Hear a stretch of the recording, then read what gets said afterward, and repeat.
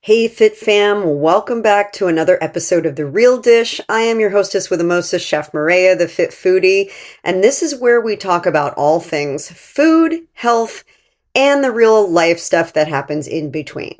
Today, we are diving into a topic that hits home for so many of us, and that is emotional eating and hormones. How to control your cravings in real life. And let me just frame this up for you. If you've ever found yourself elbow deep into a bag of chips or scavenging, is that a word? Scavenging? I just said that and I'm like, is that even a real word? You know what I mean. Riffing through your pantry trying to find anything sweet at 9 o'clock at night and wondering, why did I even do that? Oh, is that just me? Oh, okay. That's just me, I guess. Now, if you've done that too, then this episode is for you because the truth is our bodies don't necessarily need those foods. We think we do. We think we're craving them, but it's really more of an emotional desire to want that food. So let's start by calling it what it is, emotional eating. And it's really not about a lack of willpower. It's truly a coping mechanism. Food is comfort for a lot of people. It's celebration, it's distraction, it's even sedation. God knows, growing up in a Middle Eastern household, it's all those things and everything under the rainbow. Food is life. Food is a sign of the fact that we can go into a refrigerator or pantry and actually find food means that we're thriving, we're winning, we've got means, And as for women, especially in midlife, emotional eating gets really tangled up in a web of shifting hormones, stress, and sometimes even a sense of losing control over our bodies, which a lot of change happens perimenopause and postmenopause. So oftentimes we eat to soothe.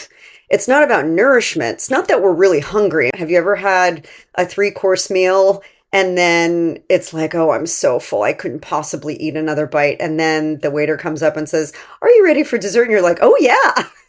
I mean, it's not about fullness. It's really about wanting and soothing. And that's so human and so normal. But when it becomes a pattern that kind of, becomes out of control or can mess with our health or even our trust in ourselves and inevitably the relationship that we have with food, then it can become a problem. So why does all this happen? Let's kind of break that down. It begins with an H. It's called hormones. And we don't really even think about hormones until we go, like going through puberty, basically, we think about hormones, or maybe when we're pregnant, we think about hormones. But midlife is basically a hormonal roller coaster because estrogen and progesterone levels drop, cortisol tends to creep up, and insulin sensitivity becomes a real issue. And so that is why we end up putting on the weight. And that's why we end up having, all the memes out there about going through menopause and just being like an emotional wreck, laughing 1 minute and crying the next. That's why we tend to make some rash decisions, is because our hormones have us on hiatus. And so let's kind of break down what that means. So the primary hormones, again, that are affected are estrogen, progesterone, cortisol, and insulin. And here's what happens to all of them. Estrogen helps to regulate appetite and satiety. So as it drops, guess what happens? Your cravings often rise, especially for sugar and carbs, because those are quick energy. We are often reaching for those as women, and that's what we tend to crave more than men, who tend to crave more protein. So I'm kind of leading the horse here, but it's something that you have to kind of try and reframe for yourself and reframe your cravings. Because when you're not eating enough protein, then you tend to crave more of those empty carbs. And I'm not saying all carbs are bad. We need carbs. Let's get it right. We need carbs, but there are better choices than others so that you don't crash and burn. The second hormone I want to talk about is progesterone. Progesterone is the calming hormone. It makes you feel, more relaxed and less anxious. And when it declines, you feel more anxious and maybe more irritable. Everything pisses you off. Can I get an amen on that? Somebody will say something, and you're like, really? What? And it's something so mild, and you maybe might laugh at it when you go back and think about it, but in the moment, it's a real thing. And we have to learn how to compensate for these declines so that we don't let that take us down a rabbit hole. The third hormone I want to talk about is cortisol, and that's our stress hormone. And that is the fight or flight hormone. It can definitely trigger cravings for comfort foods, and it increases belly fat storage because it's the fight or flight. It's really preparing us for an emergency situation where, we might need that extra little belly fat to get us through the winter. You know what I'm saying? If we got to hunker down, our bodies want us to live. So that's where the cortisol hormone helps us to manage.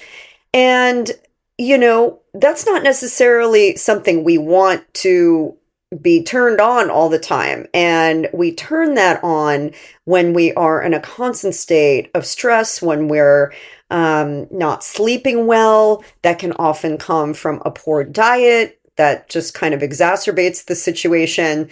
It can come from lack of exercise, and it can come from just not knowing how to manage life.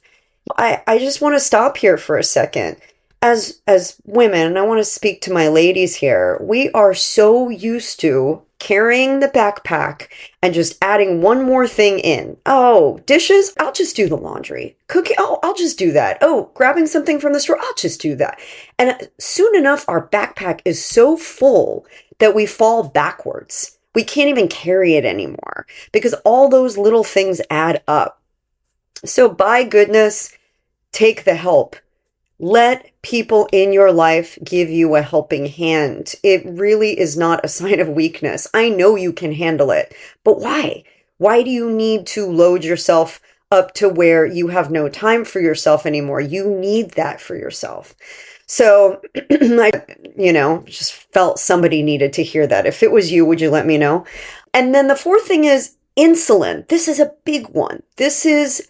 I've been talking about insulin and managing your blood sugar for literally 20 years now. And in midlife, when hormones are out of balance, it makes you crave those quick hits of sugar to stabilize your energy.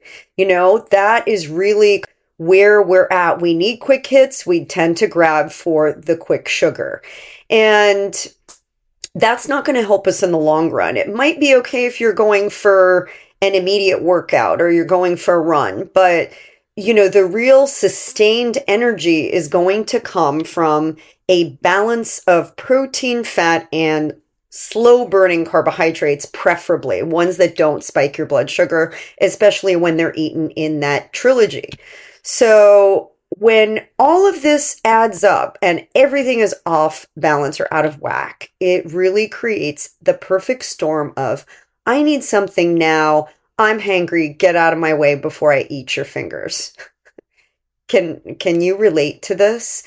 All of these hormones are in need of balance, and the balancing naturally of your hormones is going to come from your lifestyle. Now, I have heard many doctors speak about what hormones are we even balancing if we don't have levels of hormones to begin with. And I am not a doctor, so I am going to preface that right here and right now. But when I look at around the world and I see how other cultures manage midlife, I see very few of those cultures using HRT. And again, I'm not saying that's a bad thing. I'm just saying that there are ways to manage your existing, situation using lifestyle. And I am a testament to that. I have decided for as long as I can, I am not going to use hormone replacement. I may change my mind in the future, but for now, I feel like the right balance of exercise and supplementation and sleep and mindset and all of the things are doing quite well for me. So as long as you're getting what you need, I don't think there is one right prescription to go about this. So just wanted to mention that in case you were wondering. And for me, this is just a lifestyle I've chosen because I try and not take any prescription medications, and HRT are prescribed if I can help it. I grew up with a mom who was a pharmacist, and there was a prescription for everything. You got a headache, you take something that maybe you didn't need to take. But, I'm not faulting her. That's just kind of how we grew up, and it's not necessarily the choices I wanted to make in my life. So if that's you, then this is an approach that you can take as well. So let's talk about real life craving triggers, because if you're triggered, if scrolling triggers anxiety, if scrolling triggers comparison, if watching the news triggers, oh my gosh, the world's coming to an end, turn them off. See, we get so triggered. If it really triggers you and you can't control that trigger, you got to turn it off. You got to just get away from it.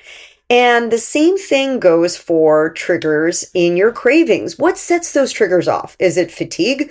Your body's tired, or you're just fueling up on coffee nonstop and you're not actually getting real sustained energy. I used to be this person. I used to be somebody that barely ate and just fueled up on coffee, 8 to 10 cups a day. I'm not proud to admit it, but it's true. And so I was always tired and always looking for fast energy, and I thought another cup of coffee was the answer. That's not the answer. You actually need food. You need fresh air. You need exercise. You need all those things to avoid fatigue. So are you tired? Are you stressed out? Are you running on cortisol? Are your adrenal glands completely drained? If you are, you probably feel just hopeless. And food is actually a comfort. It feels like relief. So it's always about grabbing the cookie or grabbing the candy or grabbing the soda or the drink that gets you, quote, through the night. And those are going to backfire because they're actually going to increase your cortisol in many cases. Are there emotional triggers going on? Are we lonely? Are we bored? Are we anxious? There's the song currently, as I'm recording this, that's out there, that's all about anxiety. And I see it all over Instagram now. And it's like, geez, if you weren't anxious, maybe you should be. Just hearing that song over and over again, it's like fueling anxiety. So this ends up taking you places that you probably don't want to go. And look, I understand we're all trying to find comfort in life. We're all trying to find happiness and joy and love. But food is not the answer to your emotional need. Because oftentimes the emotional side just doesn't get full with the food. It really needs something deeper. And if you know me for any period of time, my faith is a big part of that. And I really found like that was what filled me emotionally. And then I could go out and do all the great things that I wanted to do in life just by having that as my foundation. But we need something that anchors us. And that really can be a trigger for the most deep-seated cravings. And on the flip side, eating disorders. I can say, as a person who has recovered from an eating disorder that had one for over a decade, a lot of that was just emotional trauma. It was a lot of sadness, a lot of rejection, a lot of feeling like I wasn't enough. And I had to really heal all of that to be able to heal my eating disorder. So that's just really something to take a look at inward. And then restrictive dieting. Okay, we have a major problem out there, and it is a lot of disordered eating. And I'm going to qualify the difference between emotional and disordered eating. Emotional triggers are really coming from a place. Hey there, it's Wayfair here, where delivery and setup are as easy as a few taps on your phone. You're relaxing in an old hammock, scrolling Wayfair's app, when you spot it, a brand new patio set. Next thing you know, Wayfair delivers it right to your patio and sets it up. Oh, you need a new grill too? All right, Wayfair's got you covered. With Wayfair's room of choice delivery and fast expert setup on qualifying orders, life gets a little easier. Visit wayfair.com or the Wayfair app. Wayfair, every style, every home. Of an emotional state, disordered eating is something that you do regularly. And if you're under eating or cutting out major food groups in the for the sake of being healthier, I really would beg you to re-examine that. There are no major food groups that you have to cut out. None. Zero. It's just really how you approach those food groups. So if you, for example, decided to cut out dairy, which I don't eat a lot of dairy either, but I will eat cultured dairy. I will eat sheep's milk, goat's milk. I will eat, raw, unpasteurized, in some cases, dairy, and all of those work for me. If really none of those work for you and you decide to cut them out because you think that they're not healthy, then I just would beg you to take another look at that. If you have cut out all carbs, and this has become a real trigger for me, I hate seeing this, and I don't use the word hate lightly, but when I see people saying they don't eat carbs, I'm kind of like, okay, let's talk about this, because carbs are not just gluten. Carbs are not just grains. Carbs are fruit. Carbs are vegetables. There's carbs in a lot of things, and Jesus ate bread. So for the love of all things holy, don't throw it out if you don't need to, unless you are diagnosed celiac. I would wager that there are types of grains that you can still eat. And if you feel, again, like none of them work for you, then certainly eat the vegetables. Please don't turn into one of these carnivore people. My goodness, we are just going to send everybody into cardiac arrest here soon.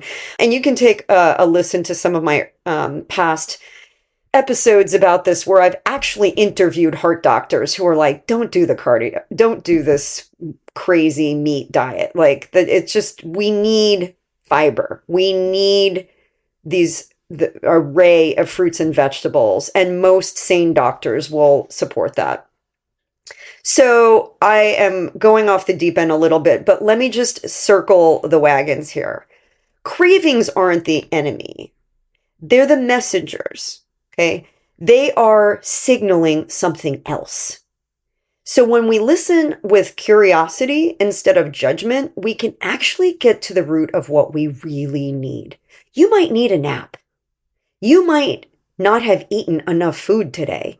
You might be so stressed out because you keep piling things into your backpack, and you just really need to go work it out at the gym, or take a run, or walk in quiet in nature, or listen to this podcast on your own with no errands to run, no deadlines to meet, just clearing your schedule. You might, instead of sitting alone and eating and watching the 10th episode of the Netflix show you're binging, read a book, or, call a friend, or go out and experience life. All of these things are just messengers. So let's cut to the root of what's going on to see what we really need to nourish ourselves, body, mind, and soul. For me, sometimes it's just like stopping the world and praying and being in gratitude for what I have. I personally have gone through a lot of changes lately, and it can kind of set you off, like lots of change all at once can also be a trigger for just running back to food as comfort. But when I sat down, really dissected what was going on with me, it wasn't the change so much. It was just really like the unknown. So Listen to your heart. Listen to what's going on in your mind. You are a smart cookie. You don't need the cookie, okay? That's the difference. So, how do we regain control? Let me share some tools to help you get back on the wagon because, again, I don't feel like there are any foods that are off limits. I really don't. Like, I, of course, stay away from foods with chemical additives and artificial preservatives and colors and GMOs and things like that that just plain are not good for us. But I love pasta. Oh, I love pasta. And pizza? Oh, it's my love language. And a great chocolate chip cookie? Oh, I'm gonna have it. But I'm not gonna have those things every single day. And I'm gonna have the good ones. I'm just gonna give myself the good stuff and I'm gonna control the portion sizes. And you can do the same exact thing. It's what I call the 90-10 rule. And I talk about it in my book. And I talk about it in my Eat to Thrive program, which you can find out more about in the show notes and on my website at chefmaria.com. And I'm here for it all. You know, like we should be able to eat and enjoy food, but we also need to remain in control of our eating patterns. So here's how we do it without guilt or shame. Number one is balancing meals. When you have protein, and instead of calling it a carb, I'm going to call it fiber. You have fiber and you have healthy fats to keep your blood sugar steady. You will reduce cravings, period. If you start the morning with just sugar, it's going to propagate more need for sugar. It's the way sugar works. But if you're starting with high protein and getting about 20 to 30 grams, my midlife ladies, this is like so critical.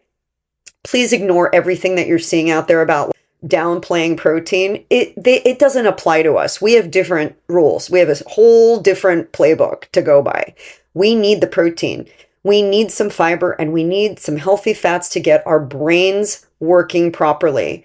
And that will help to keep your blood sugar steady and reduce cravings. And I love eating multiple meals throughout the day, smaller meals every 3 to 4 hours. You're spreading your calories out, but you're eating in a way that's not making you feel so overloaded that your digestion is wrecked. It's giving you energy, it's keeping you balanced, and it's allowing your body to actually absorb the micro and macro, actually more the macronutrients, and to utilize them and digest them properly. Because if your digestion is hampered, then what's the point of getting 50, 60 grams of protein in one sitting because you didn't eat all day? That's just going to overload your body. So that's number one. Number two is stress reduction. And in a world that is all about doing more and go, go, go and making more money and getting more things, I'm going to tell you something. It is a wonderful feeling to just say, I don't live by the world's rules. When I sold my car and we moved out of our house and I started downshifting, I'm really in a downshift right now. I have never felt like more just in control of who I am. Breath work and journaling and prayer and walking and doing the things that I actually love that give me life and spending it with the people that I love is really, I feel like I've finally started coming into myself and who I am for the first time in many, many years, because I was in survival mode for so long as a single mom. So I just really encourage you to examine that in your life. You know, you might think that you need to travel every week for work, but how is that doing for you? Is it keeping you from your actual dreams? Are you more stressed out than you are feeling rewarded? So write it down. I like to just write down how I'm feeling and, doing walking worship, put your favorite podcast on, put a weighted vest on and go for a beautiful walk and give yourself that internal time to help you. Downshifting is really undervalued, I think. I wish I would have discovered this a long time ago, because there is nothing wrong with saying, I don't need to keep up with the Joneses. And by the way, I'm a Jones. But I don't need to keep up with the Joneses anymore. I am perfectly content in my own sphere, in my own lane. And I don't need to look to the other lane. And let me just give you a word today. In a race, if you look into the other lane, you could lose the race because it is often a matter of just a millisecond, a fraction of a second. So don't get taken off your own race. You are a unique creation, one of a kind. God does not create duplicates. So you don't need to compare yourself to anybody else. Number 3 is emotional check-ins. Okay, before you grab for the food, okay, just take a deep breath. Am I actually hungry? Or am I just bored? Or is this cookie just sitting here? Find the patterns and then ask yourself the question, did I not get enough protein in dinner? Is that why I'm reaching for the ice cream again? Or I just need a little something sweet. Maybe if I have a cup of tea with a little bit of stevia in it, or, I just have like a bite of that instead of the whole cake, maybe that'll just be enough. So ask yourself, am I bored? Am I hungry? Am I sad? Am I alone? Am I just feeling like I need to grab something, or do I really need this? And remember, satiety takes a little while. After you eat a meal, it's going to take about 20 minutes to register fullness. So if you've just eaten, just wait another 20 minutes and you might find that you actually don't need it. Number 4 is gentle structure. I am not a big fan of rigorous structure unless you are an athlete, bodybuilder trying to cut for an event, or you have just like a real reason to be very strict about your frequency, the type of meals, what you eat, etc. I think just getting regular meals in, getting regular hydration in, and enough sleep is key. If you just did those 3 things, even maybe more than the rigorous workouts, I think you would feel a whole lot better. So, do you have structure? Or are you going all day without eating and then wondering why you have no energy and why this vicious cycle keeps repeating itself? And if you have to put a reminder in your phone, do that. Set it like it's an appointment. Did I drink enough water today? If you get to the end of the day and you've only had half your amount, it's time to guzzle. So, think about that so that you get it in during the day. And then number 5, this is so important, smart swaps. You can get nourishing substitutes in that will give you what you need without breaking the proverbial calorie bank or making you feel a certain way because you didn't do what you felt like you should. So I'm a big fan of herbal tea at night. When I just need a little sweetness, I'll have herbal tea with a little flavored stevia drops, or magnesium-rich foods, a little piece of dark chocolate, or even a warm shower, a bath, doing a little facial. I love my infrared light. I'll do that for 15, 20 minutes, and I feel really recharged. And I have a link to my favorite infrared/red light in the show notes, which is a lifesaver. But all those things to just like give you a little time for you.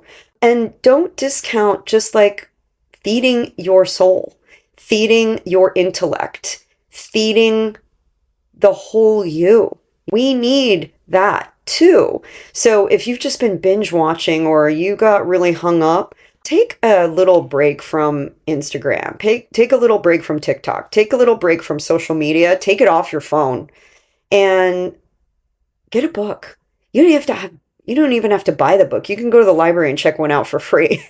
My husband and I recently just rediscovered the joy of free, and that is going to the library, and you can check out books. It's great. Remember those days when we used to read books? But I love this habit and love putting down the electronics, especially an hour before bed, which interrupts your sleep anyways, and just feeding my brain. So remember, we're not aiming for perfection. This is really about awareness and kindness to yourself. And I want to read a psalm to you. It's Psalm 107:9, and the Bible says, "He satisfies the thirsty and fills the hungry with good things." Sometimes when we're craving things, it's really not food, it's comfort, it's connection, it's peace. And that's not always going to come from a snack. It's going to come from really tuning into that deeper need and breaking free of the cycles that bind us, that make us feel inadequate, that make us feel guilty and shame-filled, and filling that with the things that give us life. So here's the takeaway. Emotional eating is really a human experience, and it does not, and I want to re-emphasize this, mean you're broken. Because when hormones are shifting and stress is high, or you're feeling overwhelmed, it's inevitable that cravings are going to happen. But you, my friend, can shift the story. You can support your hormones, you can reduce stress, you can nourish your body and learn to listen with compassion. Compassion for yourself instead of that criticism that is crippling. And that's real life craving control. We're not white-knuckling it. We are not shaming. We are not throwing more guilt into our backpacks, but we're reconnecting with our bodies and our need as a whole human being. So I hope this gave you life today. It was so good to share it because this has really been on my heart a lot lately. As a mom, I want to also share with you that eating disorders are on the rise, particularly among young men. Teenage boys are the fastest growing segment of eating disordered individuals. It's crazy. So what we do is what they see. So we got to get our own food houses in order so that they grow up with the right model. And we're always going to be their main influences. So if this episode really resonated with you, would you share it with a friend, with your following, with anyone who needs to hear it? And if you want more support on any of these, please check out my free resources at chefmaria.com. I also have a link to a free program that I'm offering that's normally $89, but I want so badly for all my Fit and Fab over 40 ladies to do this. It's called Fit and Fab over 40, and it's normally $89, but I'm offering it for free, and you can find the link in the show notes. So I hope you join me and share it with all your besties. So until next time, be kind to yourself, okay? Stay curious, stay hungry for love and comfort that comes from being the whole you and feeding the whole you. And let's just keep it real. I hope to see you soon. This podcast is for informational purposes only and should not be considered legal health advice. We are not responsible for any losses, damages, or liabilities that may arise from the use of this podcast. This podcast is not intended to replace professional medical advice, and the views expressed in this podcast may not be those of the host or the management. Hey, it's Chef Maria, and thank you so much for tuning into The Real Dish. It means a lot to me that you're here. I hope today's episode has inspired you to take some proactive steps towards a healthier and happier you. Because just remember, bite-sized changes can lead to big transformations. But before you go, would you do me a big favor? If you found value in this episode, would you share it with 2 of your closest friends and hit the subscribe button so you never miss an episode? And if you really want to make this girl's day, would you leave a 5-star review? I do hear an angel gets its wings every time you do that. But really, this helps us spread the message of real life wellness to even more listeners. And everybody could use a healthy portion of that, right? Now, until next time, remember, you are the chef of your own kitchen. So feed your life well, make good decisions, prioritize your well-being, and remember, you need to take care of you because we only get one of you and you are a gift to everyone around you. So until next week, this is Chef Maria signing off. And just remember, we're here to cook up a good time every single week. We'll see you soon.